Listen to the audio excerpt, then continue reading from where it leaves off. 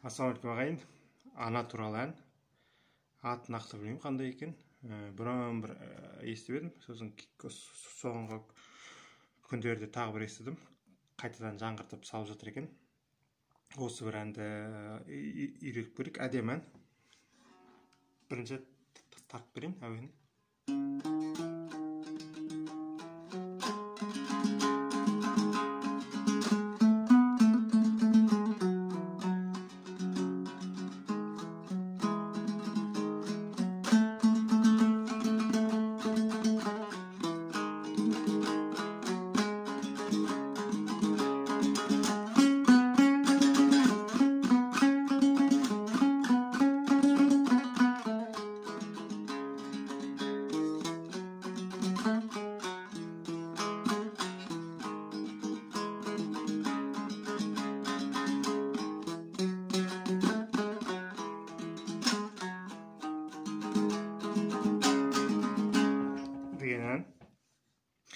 Әдеттегідей ән нотасы төменде закрепленный комментарийде болады. Содан кейін описаниеда. Описаниеда осы видео жазылғанға дейін үйреткен әндерге сілтеме тұрады. Егерде енді ғана көріп тұрсаңыз, оларда көріп жақсы әндер бар үйреткен. Соны көрсеңіздер болады. Және плейлистта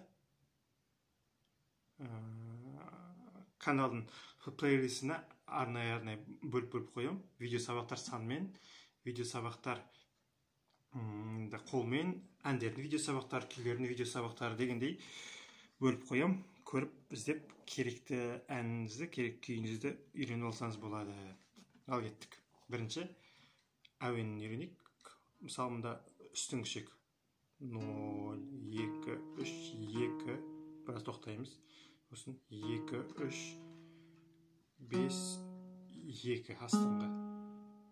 Енді қараңыздар, мына әнде үстіңгі 5-те немесе астыңғы 0 ашық, екеуі бірдей дыбыс, сол деген нота. Қалай ыңғайлы? Егер үсті алу ыңғайлы болса, соны аласыздар. Егер асты алу ыңғайлы болса, онда астыңғы шекті 0 қылып, ештеңе баспай, баспай, тарта бересіздер. Тағы көрейік. Бірінші жол. Тоқтаймыз біраз. Екінші жол. Үстіңгі астың ашық. Арғай. Үстіңгі шек. Үште басып тұрын көрдіңіздер ғой. Сосын біраз пауза болады, сосын үште басамыз енді. Төртінші жол. Немесе былайсыз болады. Деп бітеді шумағы. Кеттік. Қайырмасы. Қайырмасында мұнда қол бұлай арыл-бері секіріп жүреді. Яғни 2, 7, 5, 7, біраз пауза. Осыны 3 рет ойнаймыз.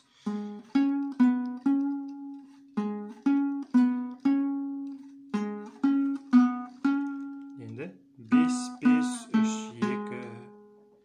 Сосын 2, 3, 5 пауза. Бағана айтқандай 5-ті астында да алсаңыз болады. Яғни сонда былай шығады. Астыңғы шекті алып жүрмін, сосын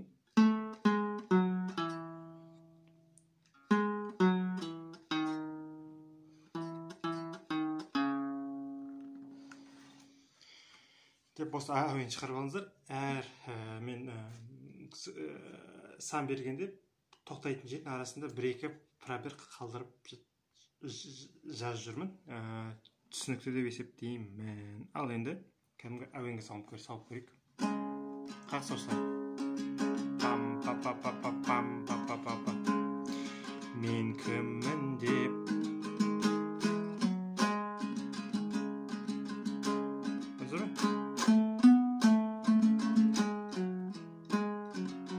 Ашық болады.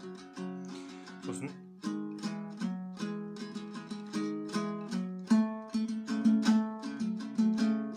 мына жерде мен айтқандай үстін ашық алсаңыз болады, немесе бассаңыз болады.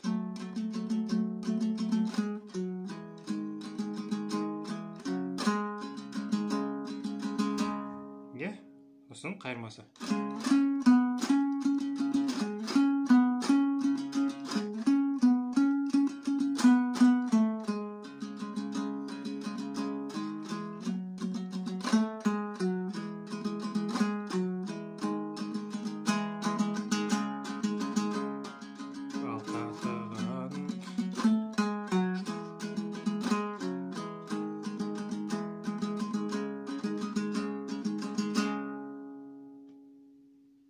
Деп алсаңыздар болады. Енді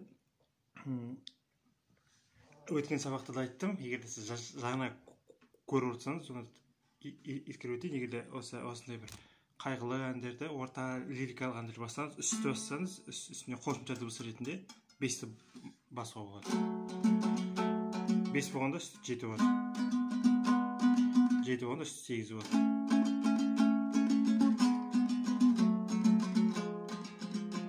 Екі басқанда үсті 4 басу болады, немесе мүлдем ашық бола береді. Ал енді тағы бір толығымен тартып берейін.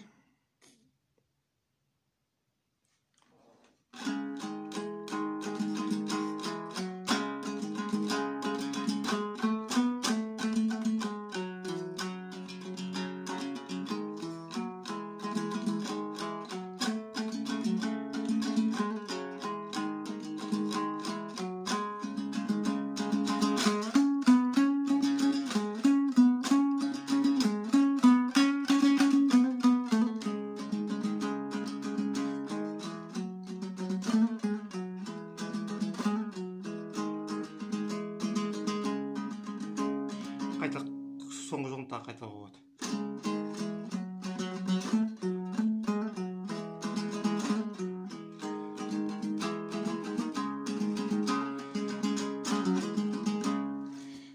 Осы ән айтқанда негізгі осы домбыраның әуенін дұрыс үйреніп алу керек. Сосын ән бірақ айту керек. Көбінің қателігі әнді үйренем, сосын домбыра тартып үйренем деп барлығы бірдей бір уақытта үйренгісі келеді, кейін болмай қалады. Бұлай жазып алсаңыздар болады шетіне, немесе мына жерге санды жазып алсаңыздар болады. Төменде Инстаграм парақшама, Инстаграм аккаунтыма сілтемесеп қоям, беріп қоям. Көріңіздер, тіркеліңіздер, күй жайында біраз мәлімет жазып жүрген жайымыз бар. Жақсы, аман болайық. Аналарымыз аман болсын.